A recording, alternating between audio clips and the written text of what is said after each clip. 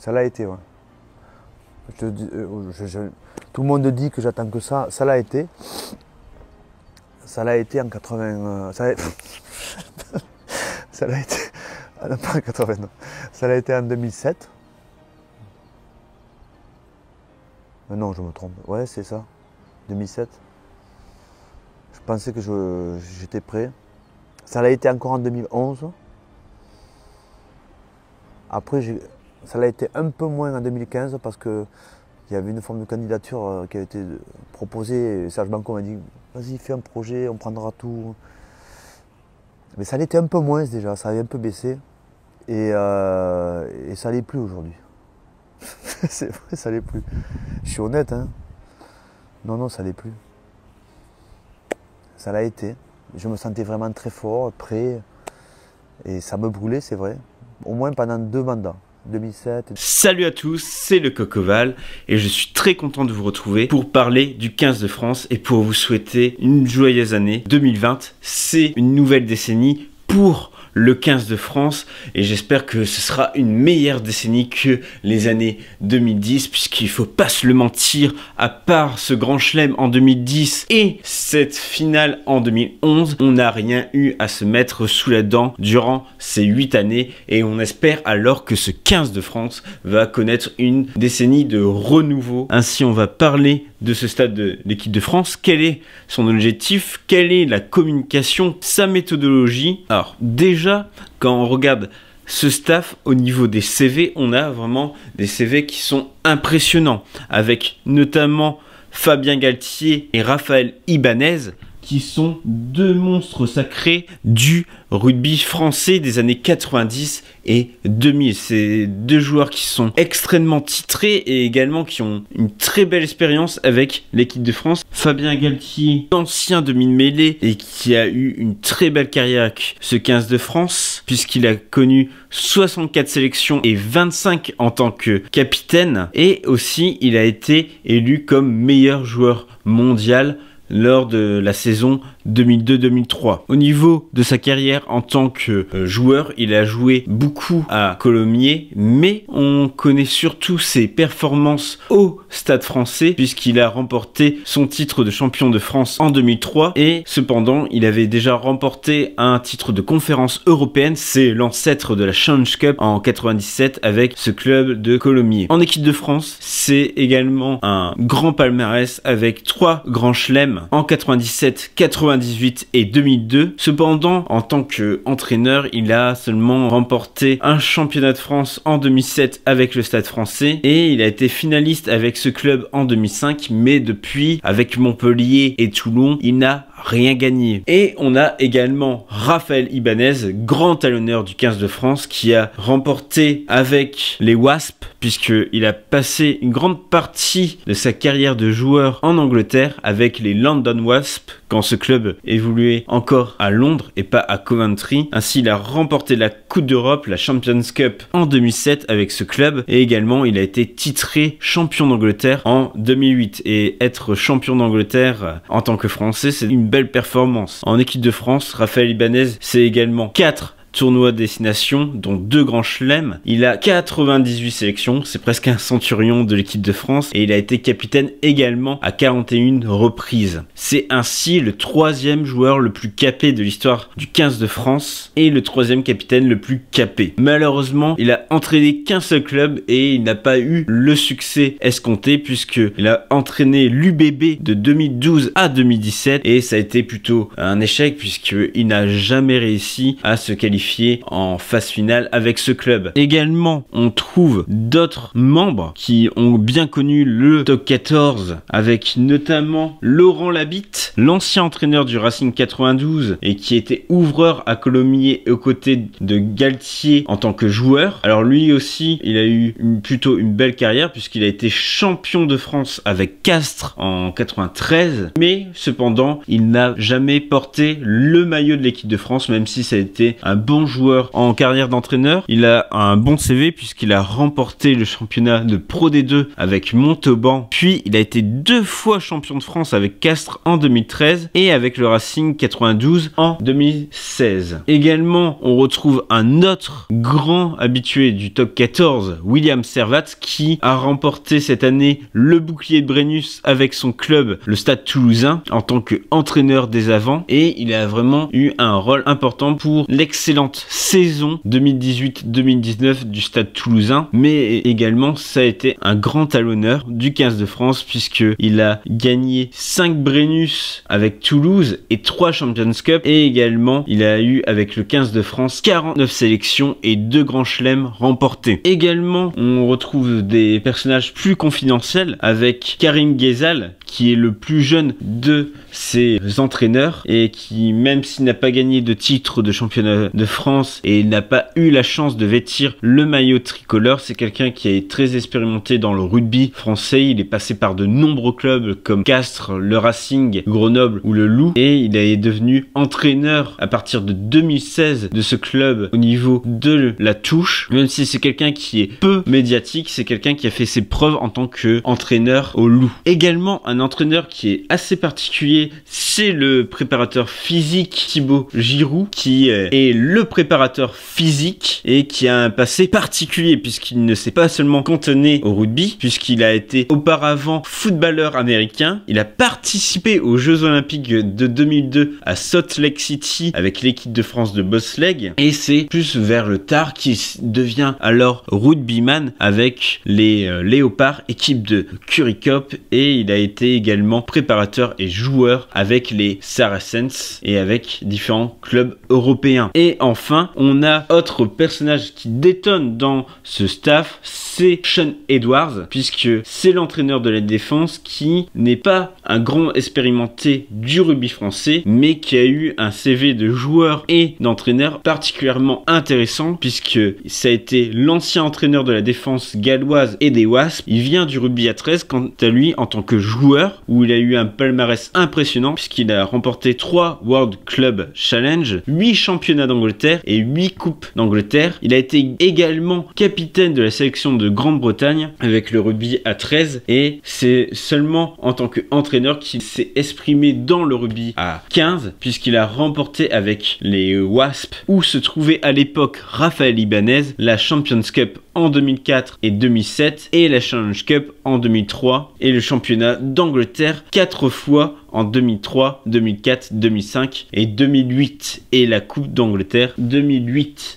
C'est surtout lui qui est responsable du succès des Gallois de ces dernières années avec Warren Gatland. Il s'est spécialisé dans la défense et c'est vraiment une très bonne pioche. Ainsi, on a un staff qui est très hétérogène puisqu'on retrouve d'anciennes légendes du rugby français avec William Servat, Fabien Galtier et Raphaël Ibanez, des entraîneurs qui sont spécialisés et qui connaissent très bien le top 14 avec Karim Ghezal et également Laurent Labitte, mais également d'autres profils qui détonnent un peu et qui apportent de la fraîcheur avec Thibaut Giroud et également Sean Edwards. Ce qui est marquant également, c'est que c'est un staff à 2 têtes, puisque on a bien sûr Fabien Galtier qui est sélectionneur, mais également on a Raphaël Ibanez qui a un poste qu'on n'a pas vu ces dernières années, c'est le manager, qui a ici des fonctions bien précises. C'est vraiment une fonction qui a pour but d'épauler le sélectionneur. Alors il définit son rôle d'une façon particulière. Il s'est entretenu notamment avec Midi Olympique, où il a déclaré: il s'agit pour moi de créer dans un premier temps le lien entre les hommes, entre le sélectionneur et les co-entraîneurs, ensuite avec les joueurs, ce qui sera une nouvelle étape de ma fonction de manager que j'attends avec impatience et enthousiasme. Les relations humaines me passionnent. En interne, je me dois aussi d'être en lien avec les autres forces vives du rugby français, les autres équipes nationales, la direction technique nationale, de façon à renforcer cette idée d'un esprit bleu. Elle a toujours été développé au sein de la fédération et se décline à toutes les sélections pour permettre aux jeunes joueurs à fort potentiel de se retrouver très vite dans la dynamique du rugby national. Ainsi, ce qu'on peut comprendre, c'est que son but à lui, c'est de créer du lien entre tous les grands acteurs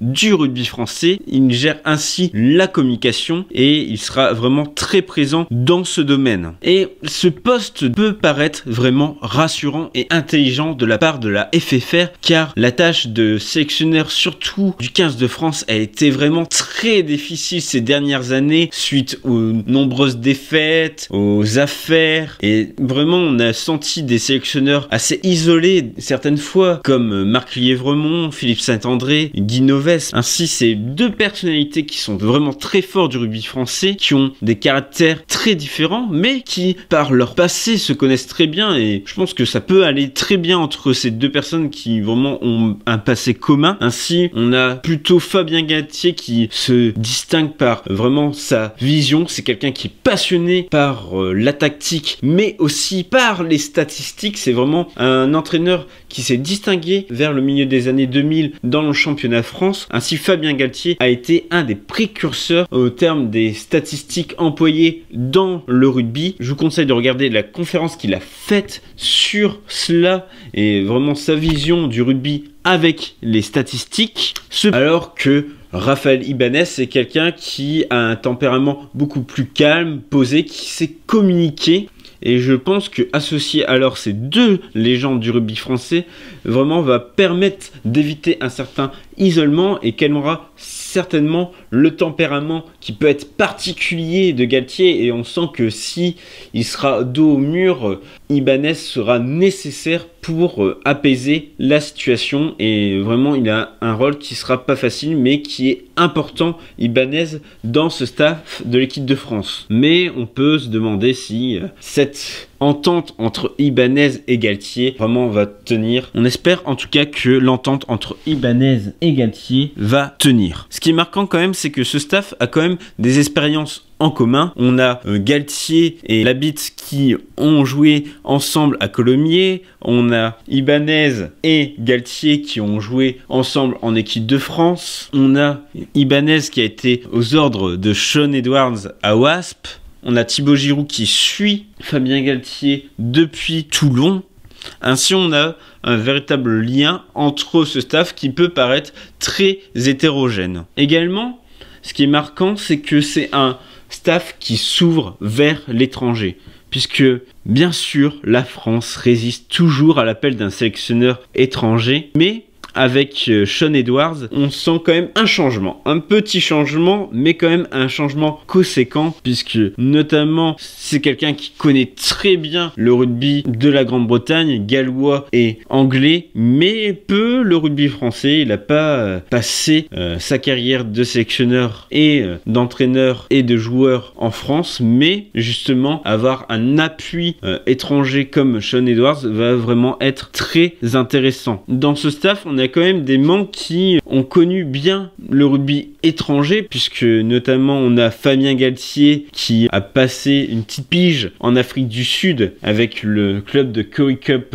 Fastbat RFC qui était proche du Cap, et notamment Fabien Galthié, c'est quelqu'un qui a été très proche de Nick Mallette, qui a été sélectionneur des Springboks. Ils se sont retrouvés notamment au Stade Français. Également Fabien Galthié, il ne faut pas l'oublier, même si très peu de personnes le savent, il a été conseiller technique entre 2008 et 2010 pour l'équipe d'Argentine, où il a enregistré sa plus grande victoire face au 15 de France. Et également, on a Raphaël Ibanez qui a passé une grande partie de sa carrière de joueur au Wasp. Mais également, autre expérience intéressante, c'est qu'il a pris quelques mois avant de prendre ses fonctions de manager du 15 de France dans le rugby néo-zélandais, puisqu'il a encadré la province de Thames Valley en seconde division en Nouvelle-Zélande, et ainsi on a ces expériences qui sont très intéressantes. Également, on a Thibaut Giroud qui connaît très bien le rugby étranger, puisqu'il est passé par de nombreux clubs anglo-saxons. Ainsi, même si c'est